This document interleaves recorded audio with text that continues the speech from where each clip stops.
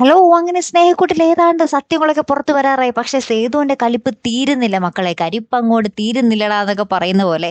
എന്തായാലും നമ്മുടെ മയൂരി സേതുമാധവന്റെ മുന്നിൽ വെച്ച് ഫോണിൽ അച്ഛനെ വിളിച്ച് ചോദിക്കുന്നുണ്ട്. "എന്റെ കല്യാണം മുടക്കിയത് സേതുമാധവനല്ലേ? സേതുമാധവനല്ലേ വീട്ടുകാരോട് എല്ലാ കാര്യങ്ങളും പറഞ്ഞതും അച്ഛനോട് വന്ന് പറഞ്ഞതൊക്കെ സേതു അല്ലേ?"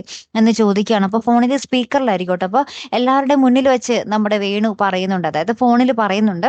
"എന്നോടെല്ലാം വന്ന് പറഞ്ഞത് സേതുവാണ്. എന്നെ വന്ന് ഭീഷണിപ്പെടുത്തിയതും സേതുവാണ്" എന്ന് പറയുകയാണ്. അപ്പൊ ഇത് നമ്മുടെ സേതുമാധവൻ കേൾക്കുന്നുണ്ടല്ലോ. അപ്പൊ സേതുവിനറിയാം സേതു ഒന്നും ചെയ്തിട്ടില്ലാന്നും. അപ്പൊ സേതു നമ്മുടെ മയൂരിയുടെ അടുത്ത് പറയുന്നുണ്ട്, "ഞാൻ നിന്റെ കൂടെ മേലിടത്തേക്ക് വരുവാ.